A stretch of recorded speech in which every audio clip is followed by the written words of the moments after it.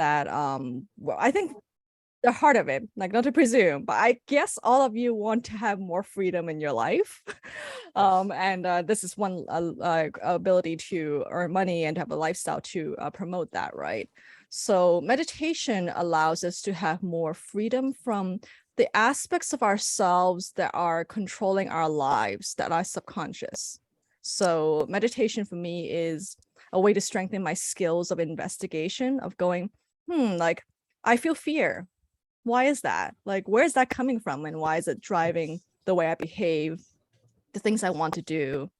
And the whole idea of like Buddhist enlightenment is that you are ultimately free from all of the aspects of your life that are not within your control. And with that comes peace. So beautiful, beautiful. What a way to start, right? Welcome everyone. Thanks so much for joining. I think like meditation, mental health in general is not a topic that's like talked about enough. And meditation specifically, like we know a lot of people who are into journaling. I myself, I'm big into journaling, but no, we don't. I find it hard to meditate sometimes, right? Whenever I try. So like Christin was generous enough. I asked her to do this workshop, do this presentation. I wasn't sure like how many people would be interested, but at least I was interested in learning from her. And of course, once I tweeted it out, I sent it to my friends. Quite a few people have joined in, subscribed, signed up to. This means that this topic is so important, especially in the creator, entrepreneur, solopreneur space. We need to talk about this a lot more. We need to,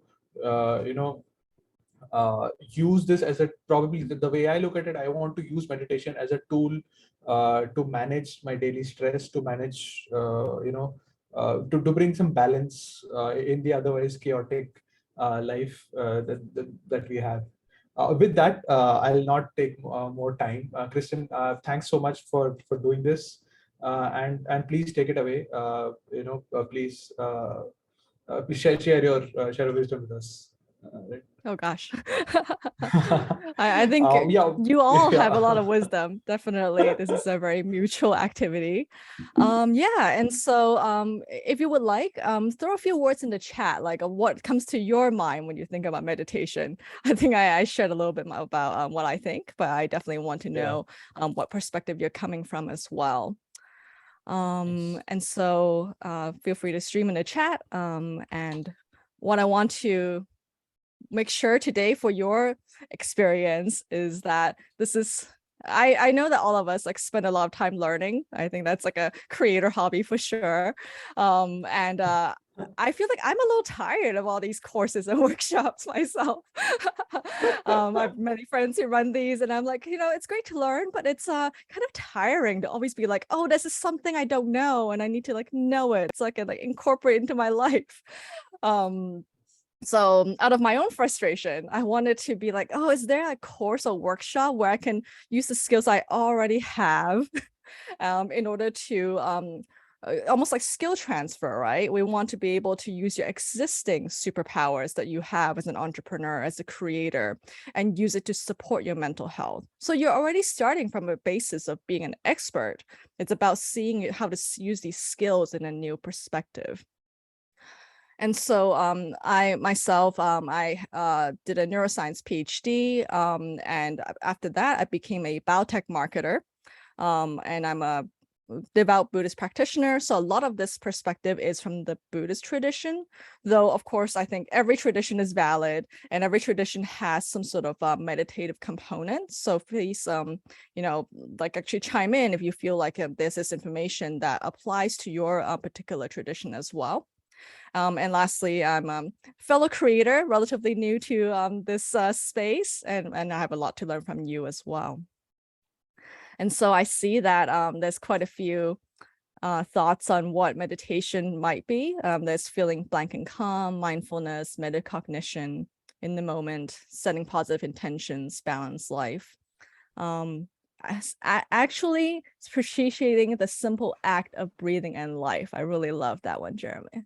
So yeah, so I think these are all things that we want. And the question is, how do we get there despite our busy lives? So what are we doing today?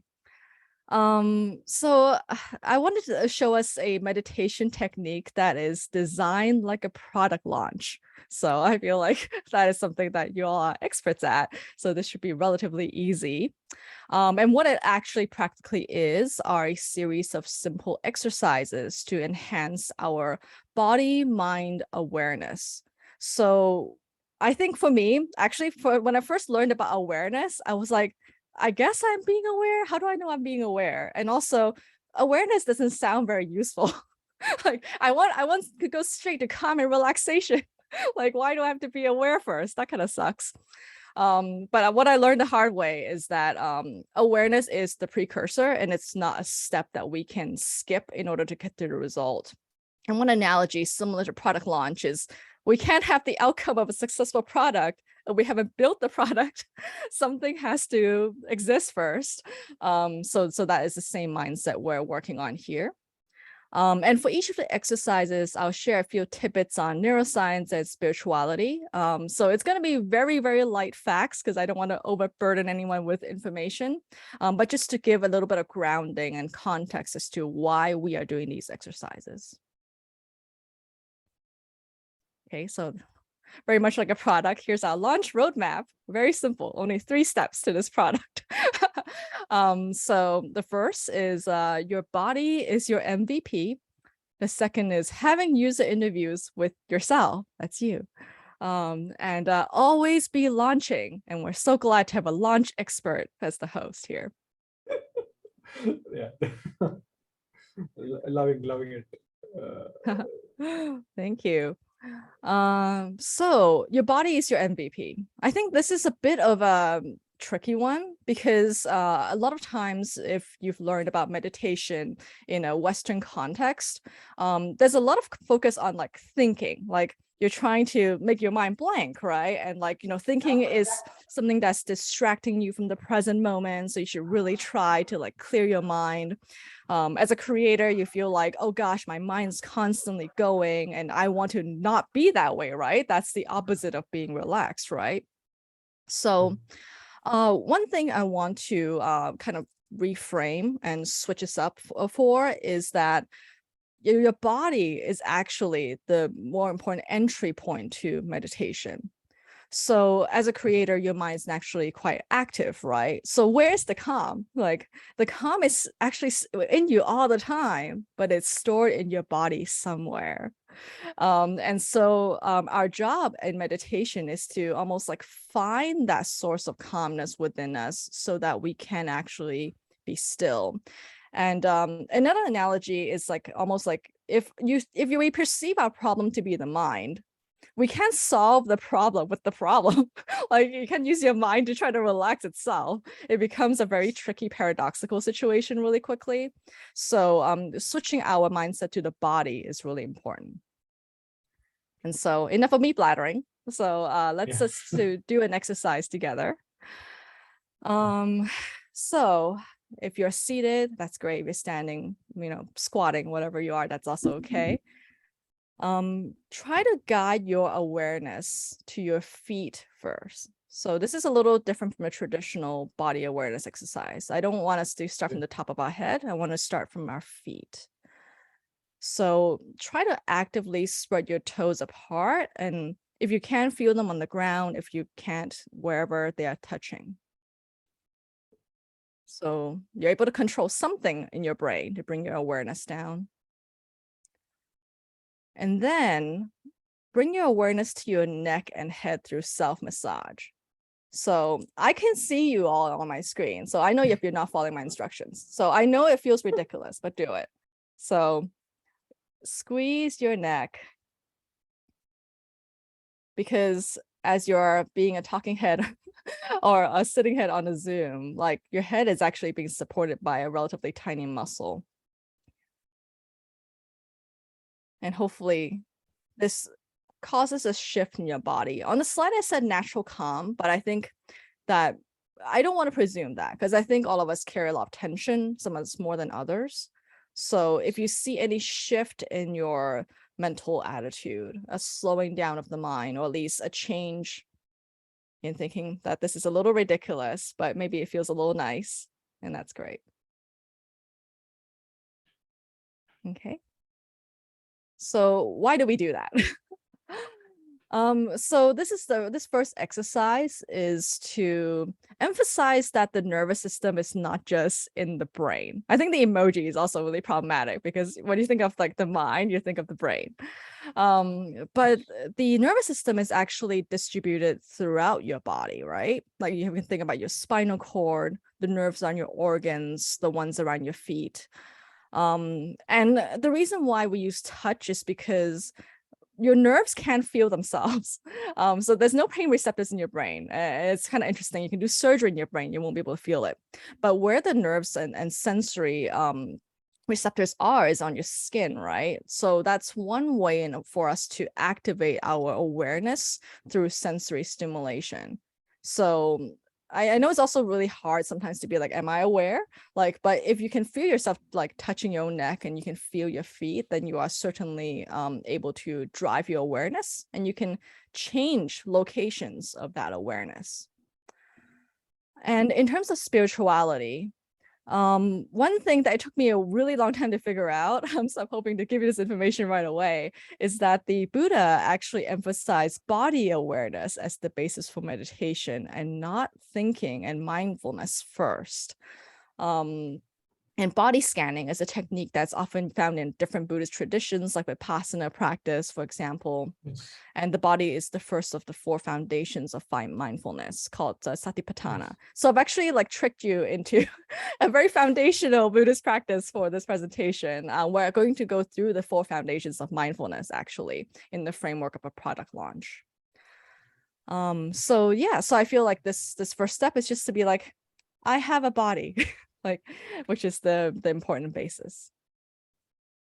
Actually, yeah, body scans. My yoga teacher used to do them with us in our class, and we'd all lie down after a workout, and we'll do a whole body scan right from the toes to the head.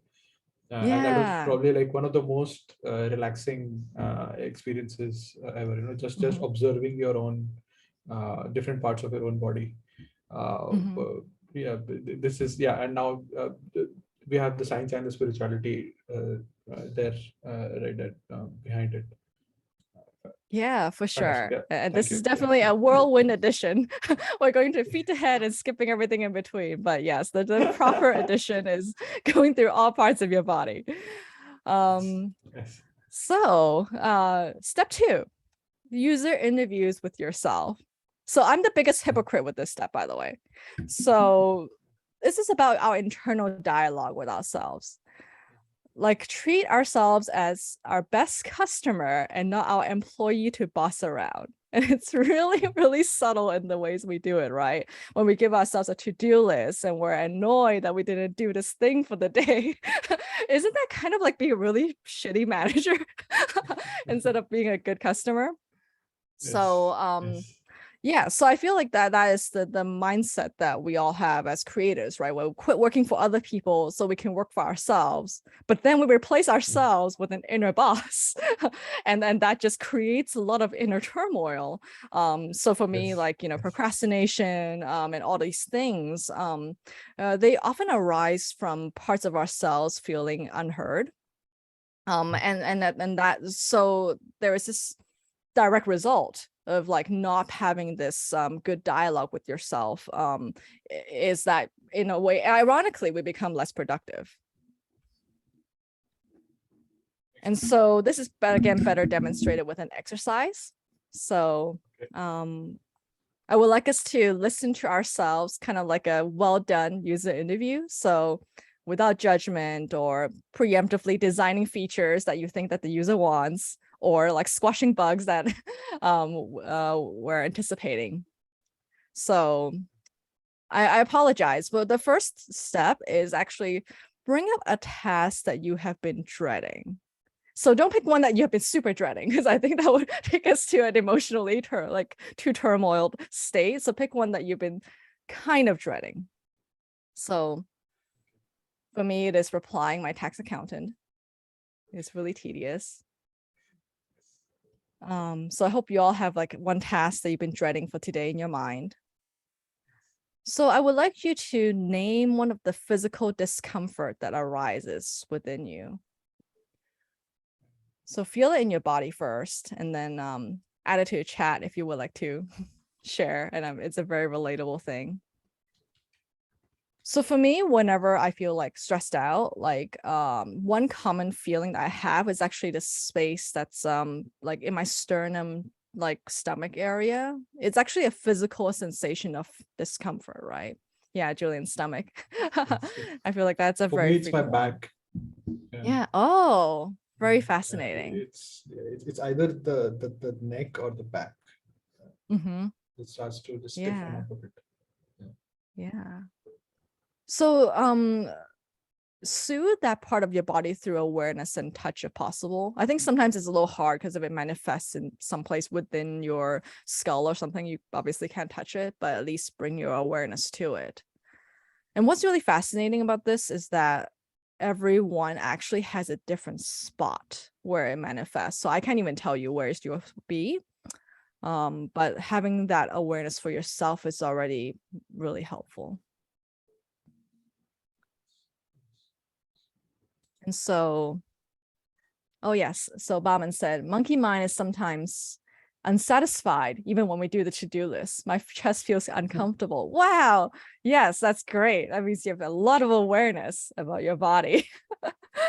And seeing the Sisyphean nature of our to-do list. Yeah, exhaustion of the lungs, like I've been running. Yeah, there's just so much bodily manifestation of our to-do list that we don't talk about on Twitter. You know, it's like, it's a very personal experience. So a little bit of science about this. There is actually a book titled The Body Keeps a Score. So anxiety about our life, our business in general is often associated with an unnamed bodily discomfort. And so there's another psychotherapy model that's useful to think about. It's called internal family systems, and it views the mind as discrete personality parts. And the reason why these two are important concepts and are related is because, if I can take you for a moment there. So I'm assuming you all are breathing right now. Who is controlling the breathing when you're not aware of it? Like, that is your subconscious mind. So similarly here in the exercise we just did, some part of your body or your mind-body connection is doing this anxiety-causing thing within you, like even when you think of some to-do list item. And so bringing the awareness to that and soothing that can help to decrease the micro background stress levels that comes with that to-do list item.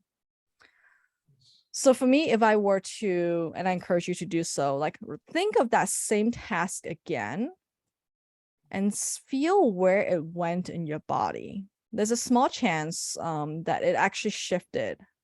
Like for me, now I'm like, oh, I'm feeling in my legs right now for some reason. It's like, it's a constantly morphing thing that's happening within us that's actually causing the fear.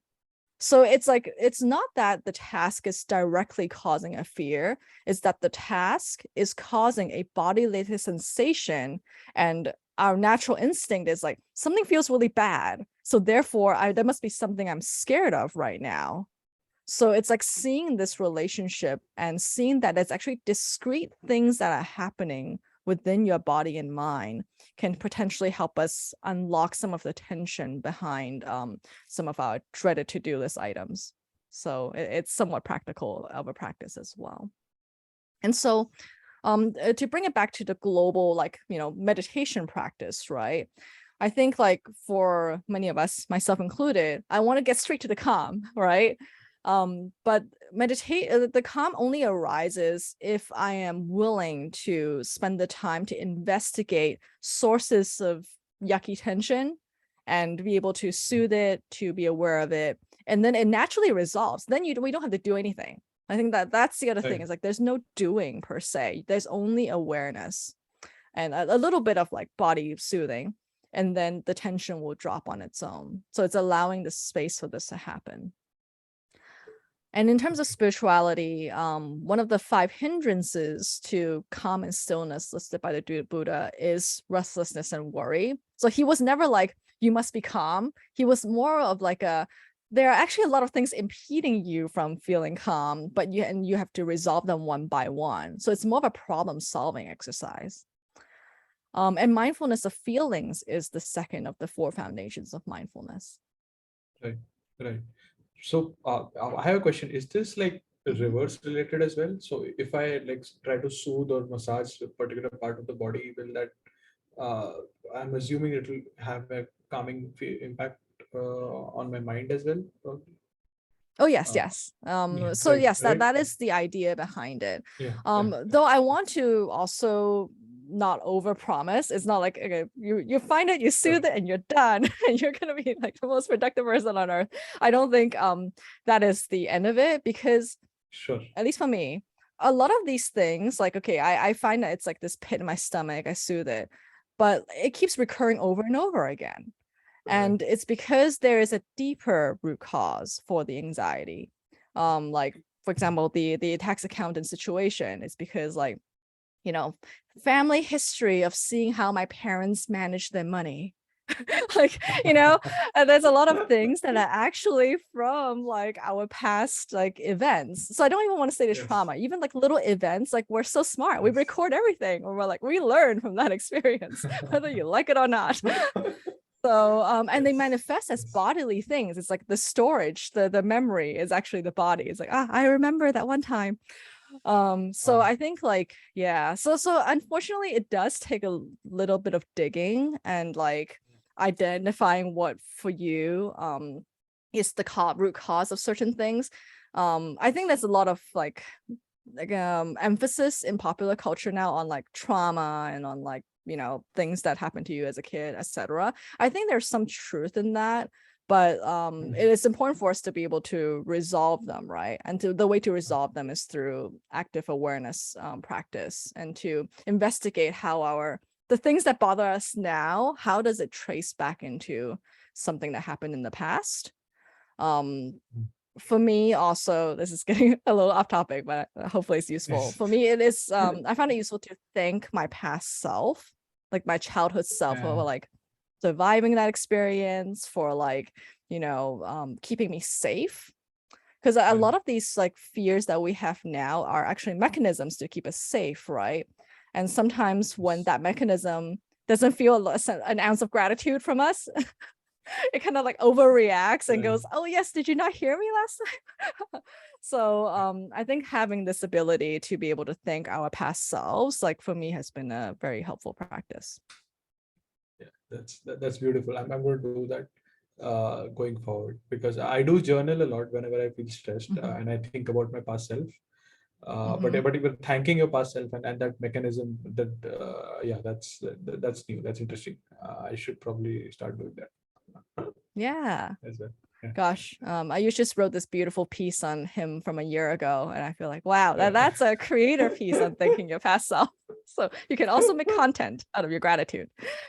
Um, Yes, smart. yeah. Right, right, right. Okay, so last step, there's only 3 steps, and actually it's iterative, so you don't even have to learn any more new information. So it is always be launching.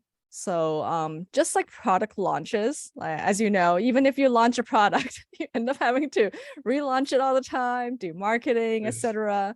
And yes, I think as yes, like creators and entrepreneurs, we have a lot of patience to keep relaunching. Like, we know yes, that it's a never-ending process, right? So, yes, as mentioned before, awareness is the precursor to calm and stillness.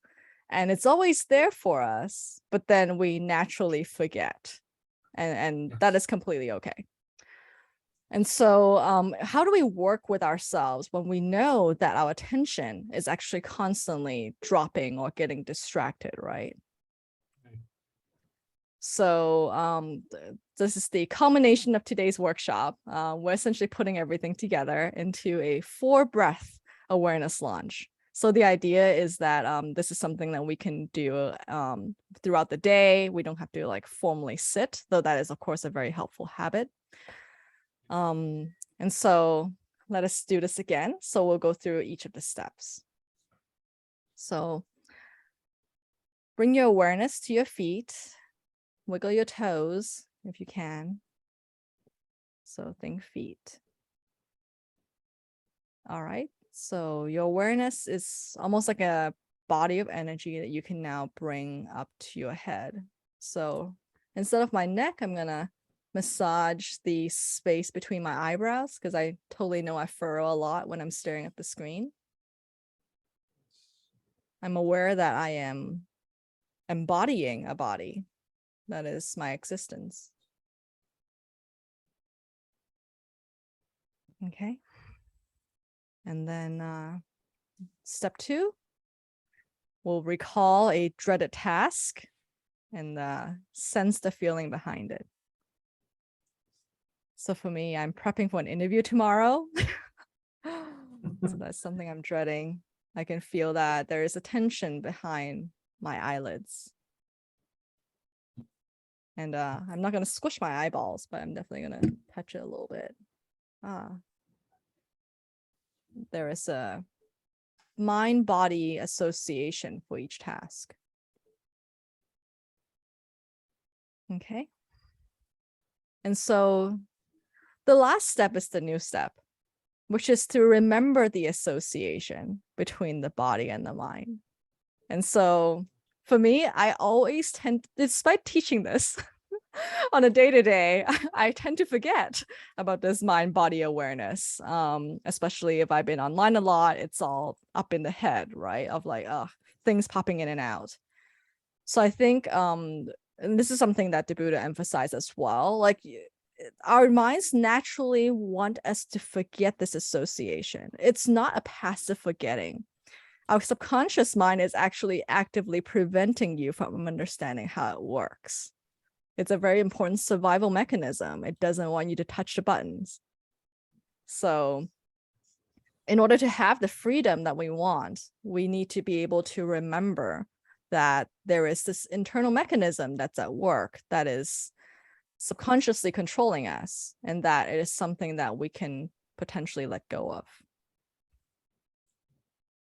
And so this is the last bit of science and spirituality.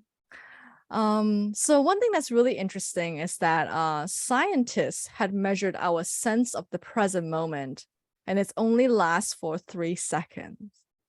And for me, when I heard this fact, I was like, how on earth did they study this? Like, how do you measure the present moment, right? So they have to infer it. What they do is they take experimental participants and they play a tone, and they play it that's like a fewer than 3 seconds or a little bit longer than 3 seconds, or exactly 3 seconds. And they ask the person to reproduce the tone, like press the button for however long you thought that the tone went on. And what's really interesting is that when it is less than 3 seconds, we tend to overshoot and think it's 3. And when it's like fewer, we tend to undershoot and think it's 3. So it's like our tendency to perceive the present moment and hold everything that we're sensing in the world together is, for some bizarre reason, exactly 3 seconds long. And why is this important for mindfulness? So it is actually describing that biologically, maintaining the present moment is actually not a continuous thing. Even advanced meditators, what they're doing really well is they are restarting the 3 seconds over and over again in such a seamless fashion that it appears like they are with the present moment the whole time. Experimentally, they have also measured like Tibetan monks in an MRI machine. And what they found is that if you play them a tone, like a little noise over and over again, a Tibetan monk or someone who's like practiced for a very long time, they will perceive that noise over and over again as if it is new. But for us, like we tend to desensitize and we don't perceive it after a while. So it is measurable as a skill in terms of meditation, whether we can maintain the present moment.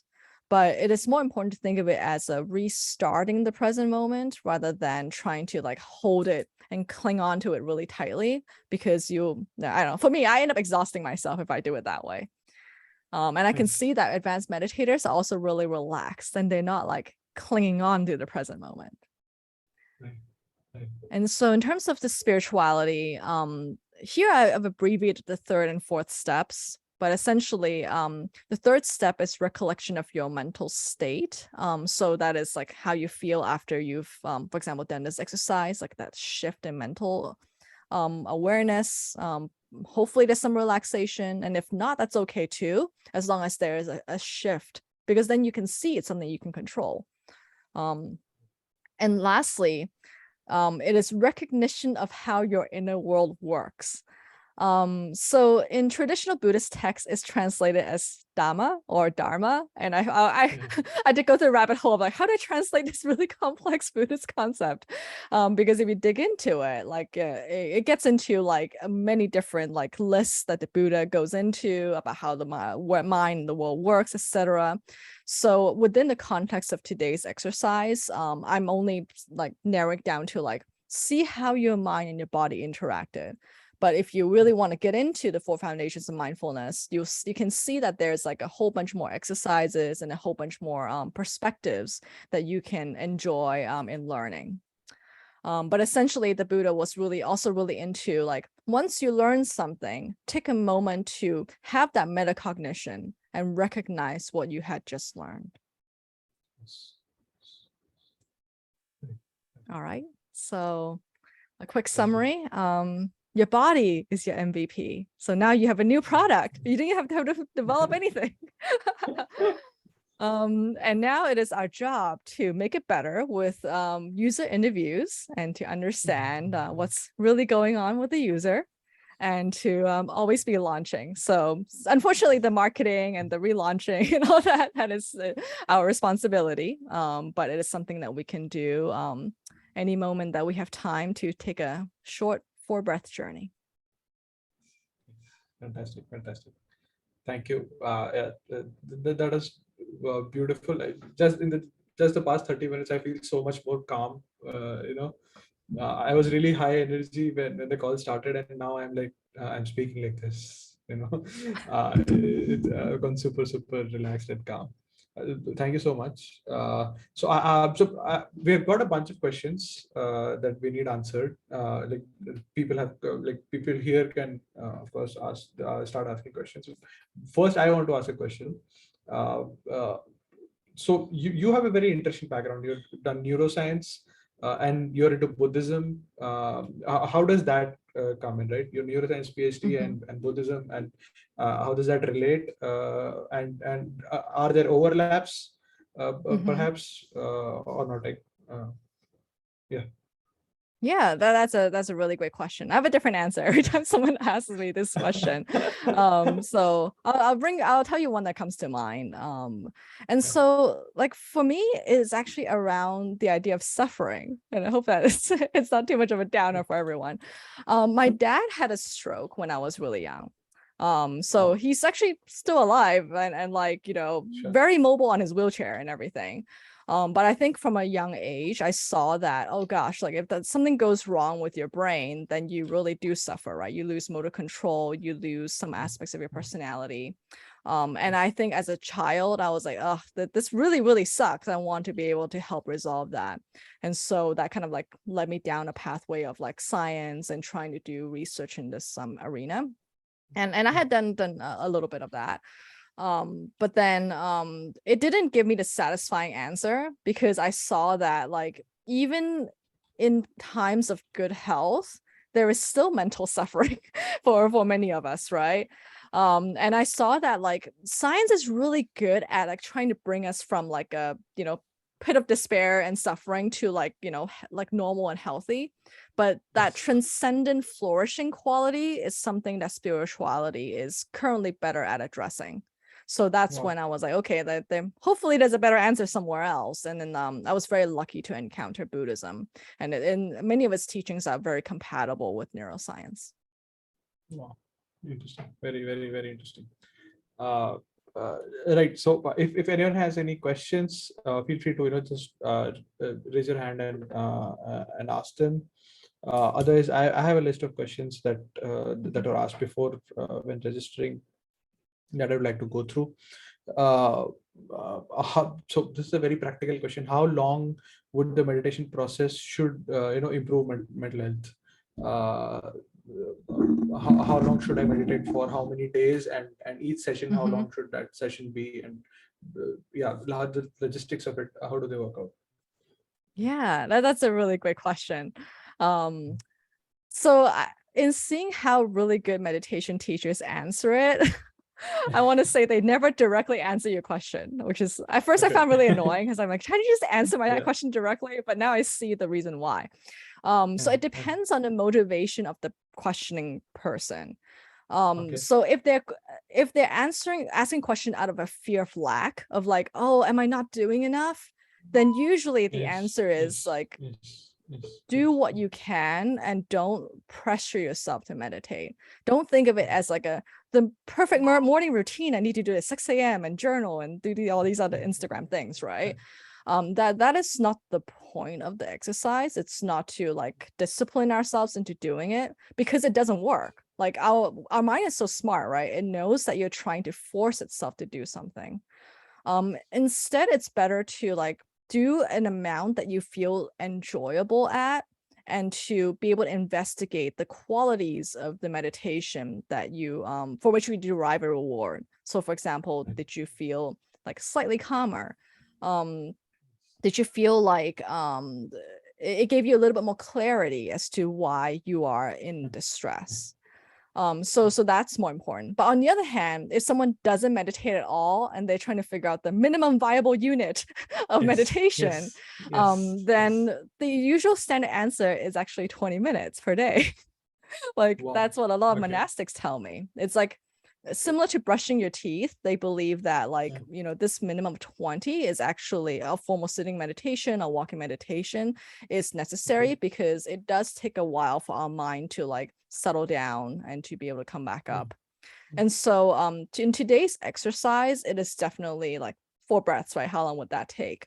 But I think the idea is like we would do this throughout the day, and then we would make a little bit of time in order to practice like more in a more concentrated or like a more distilled kind of way. Right. And Right. Right. as low as even like 5 minutes to start is okay in my opinion, Yes. because I think it's forcing yourself never works in summary. Yes. Yes. Yeah, Yes. and Right. Right. Jeremy, I hope I'm Yeah. saying your name right. Jeremy. Yeah. Yes, you said it Jeremy has a right. question. Yeah. Yeah, you said it right. Thanks for this presentation. What are the connections between meditation and, say, visualization and affirmations, which Mhm. on the surface sounds like something you do in the future, but a lot of people teach you to do it as though it's in the present, like your dreams and your Mhm. goals. But you say, I am. Is that a Mhm. little different from meditation? Can the two support each other in terms of the thought process? Oh wow, that's a really great question. I feel like I need to do more of that actually. I want to clarify that like today's practice is actually a form of closer to what's called insight meditation. So the I think like these are all great practices. It's just that the goals are different. I think this is more of an investigatory practice of understanding how our mind works. Whereas the visualization and affirmation, it is more so of like bringing you into a mind state that is more conducive to happiness, which I think is also like important. And in order to like visualize how you get there eventually, right? But they are just like they have different purposes. Nice. Nice. Awesome. All Thanks. right. Thanks for that answer. Julian, you want to go with the question? Yeah, thanks as well for the presentation. I think it was really great. And I was wondering if someone wants to get more into this, where could they go? What sources of inspiration, teaching, or guidance could they use? So where could we go next? And is there anything, if we wanted to follow you or you have more information on this, where we could find you as well? Oh gosh, thank you for That's a good question. asking me this question. Yeah, so oh gosh, and thanks, Molly. Yeah, so I will be sending out this entire presentation Yes. as a Notion playbook to all of you, so you can Yeah, have yeah, access to yeah. this information. And my goal is to make like little video clips so that you can also have some video guidance, but for now it's just text and images. So that's one way to continue this practice. And I have written a book called Debug Your Meditation, which gets a lot deeper into some of the common challenges that I experience by meditators and solutions from trusted teachers.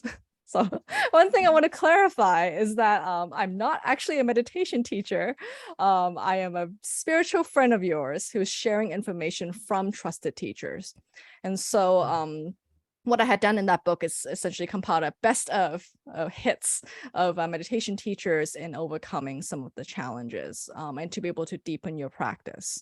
And one resource that I do want to share, which I realize I don't mention on here, is Insight Meditation Center, which is where I physically practice, but has a lot of online teachings as well through YouTube, through podcasts, etc. And the reason why I recommend this particular center, besides me being there in person, is because it presents a range of teachings that's very secular. Like you don't have to believe in like, the Buddhism at all. It's just like general mindfulness all the way to very traditional Buddhist practice. So there's a whole wide range to fit your needs. Right. And I'll be sending over all these links later on to everybody via email. Yeah. Shruti, you want to go next? You want to ask a question? Hey, Christine. Thank you so much for, I think as Ayush said, I was completely calm throughout the session. So thank you so much for that. So my question was, as you mentioned, routines don't work for me. Like, meditate at 6 a.m., for 20 minutes and stuff. It just doesn't work for me. But on the other end, what happens is I am not a person, I'm all in or nothing kind of a person. So I don't realize I'm getting overwhelmed in the early stages. And by the time I realize, I'm just like, oh shit, right? And my mind is too overwhelmed and active then to actually sit and meditate. I just usually end up getting tired and just sleep, which doesn't truly solve the problem anyways. So how do I realize how do I realize somewhere in the middle that, hey, I'm getting overwhelmed, I need to do something about it, like meditation and stuff like that? Yeah, that's a really great question and very relatable. Like I think all of us have went through this. And actually it's very interesting you mentioned the falling asleep thing, because I do think you solved the problem, which is like getting enough sleep. I think that's actually a really understated issue in meditation, is that for many of us, especially if like we get the chance to go on a long-term retreat, like so first few days is really just catching up on sleep, because none of us actually get enough sleep. So I think that's actually a perfectly normal part of like grooving into the meditation process, is like realizing that, oh wait, I'm actually just really tired. And that's totally okay. So I think, yeah, like for me, another point I want to emphasize is that meditation is actually best done in a group setting, like in my opinion. Like just like accountability groups. And like all these drivers are really useful for a habit like meditation, and it's something that I highly encourage, because it's almost like the idea of remembering to meditate becomes a cognitive load and a to-do list item in itself, therefore causing more stress, therefore making us less inclined. So it's a lot easier, at least for me, to be able to have an accountability partner or like a group to say like, I'm going to meditate for 10 minutes today. And then it more naturally happens, like and baseline out of like embarrassment. I'm like, I don't want to like look bad, right? But actually, it's like a very useful like stepping stone in order to get us to build the habit. So I think and secondly, what's really tricky with these exercises, I think, is like today, like, you know, we're lucky or like coincidentally we feel calm and good, right? But what's not often not spoken is that meditation can sometimes feel really bad. Like, because like stuff that, you know, we're trying to avoid wells up during meditation. And I'm like, oh, now I feel even worse than when I started. Like, how is this a good like activity, right? And I think it's understanding that like that it's like, how do you relish in feeling bad? And because that's actually where most of the learning takes place, is seeing like the source of like this yuckiness, and to be able to sit with it. And I think like that's why it's tricky, because like if we're just beginning to meditate, it's like an anti-reward to the activity that we're doing, right? And so again, that's why like having a community and accountability partners helps us, because it's kind of like when we do creator stuff, it's like, oh, I don't want to do it, but I got to do it because I'm going to meet Ayush next week. And it's the same thing with meditation. Sorry, I'm making out to you to be a bad guy. And so That's okay. yeah. So I run a weekly like journaling and meditation group for free, called Journal Zendo, if you're interested in joining. But like, I think like, you know, feel free to DM me, because I sometimes even just like DMing a person and going, I'm gonna meditate once a day, and you know, sending each other a little meditation emoji. That's really all one would need anyway. So I'm hoping that gave you a wide range of answers. It's like, you know, find somebody, if not, find a group, you know, make it easy for yourself. Don't pressure yourself. Yeah, thank you so much. And I think the not liking the good parts, I think that's what happened to a couple of my friends when they went for Vipassana. Because like all the previous, you know, buried memories and feelings and everything came out. And the thing is, you can't even run out, right? You're like stuck in that place. So you have to process them, whatever happens. Good and bad, like, but that's just terrifying. Yeah, exactly. Some of these practices can get very intense, and I think good centers emphasize the need for aftercare. Like, it is pretty much a thing where you need to be able to ramp down back into your normal life, because it's like opening a box that you can't close back up, you know? And so that's why I personally think like long-term retreats are great, and I've done them myself, but it's better for us to like build up a practice first, kind of like working out. You don't want to go for the competition without having trained yourself first. Nice. That's fantastic. And by the way, at least there are 8 to 10 questions around how to build a meditation practice or a habit, and how to stay consistent. So you just answered like a bunch of questions there with that answer. Amazing. So there's one more question that I'd like to take, which is very close to my situation. So the thing is that at night I have many ideas. Somebody said this. And it's too, you know, it gets very hard to sleep, you know, go to sleep, which is very close to me. Like, I have like 100 ideas going on in my head all the time, you know, and really? all of them just pop right, and all of them just pop up, you know, at night when I try to sleep. And so how do I do I like do this 4-step practice while I'm trying to sleep? Will that help in my bed? You think that? Oh, like ruminating thoughts before bed, right? Yeah, so these are like new ideas that it's not necessarily there's nothing negative about it. It's just that I'm not able to, you know, pause my mind and go to sleep. Yeah. You Yeah. know? Yeah. Totally. So like I relate to that. So like seriously, last night I used to, you know, I messaged you till very late. I also relate to that. Yeah, I think many of us do this. And so I think again, the body being your MVP is the most important thing. And actually, one resource I really love, it's like yoga with Adrienne. I don't know whether you guys know of this YouTube Yes. channel, but what she really Yes. has a lot of is like bed and sleep before sleep yoga, where she has a Oh, certain like yoga moves that nice. you can do while in bed. Like, and they're the standard ones like happy baby and all of the standard moves, right? That are in a Okay. prone position. Yeah, or Okay. yoga nidra. Yeah. So I think like there are these like, and at first I thought it was hokey. I was like, why am I watching this YouTube video of this lady doing yoga in bed wiggling? Like it felt really like bizarre, but it does Yes. help. So I think it's almost like this is the same practice as what we talked about here.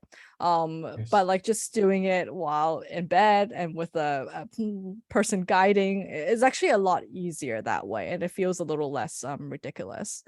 And Right. so but I think like what's again important is like seeing that like, oh, I can't think myself out of thinking, like because that's just Right. pressing on the same pedal, like by Yes. doing some sort of interactive like body movement thing, that really helps. And one thing I only learned relatively recently in recent years is that a lot of the Buddhist monastic practitioners, like monks and nuns, they do a lot of yoga and qigong and like movement things. They're not just sitting there in perfect lotus posture the whole time. And they say that it's something that they have to do.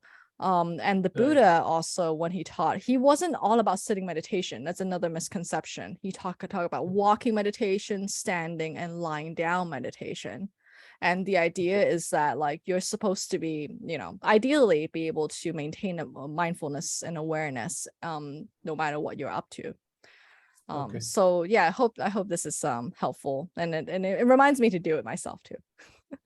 Yes. But this is fantastic. Thank you so much. I think you've covered all the questions. If anybody has any more questions, feel free to just unmute yourself and ask a question. Otherwise, we're almost done today. I've covered almost every question that was there in the registration form. And I just want to say thank you, Christin, for doing this. Really calmed me down. And gave me good motivation and insight into how I can improve my meditation practice. So thank you so much for doing this. Gosh, thank you for the you. opportunity. Yeah, for sure. Thank you. We will wrap up now then. Bye guys. Have fun. Have a nice day. Have a nice time. Cheers. Cheers. Bye. And all right. Hey, just wanted to say congrats, was great.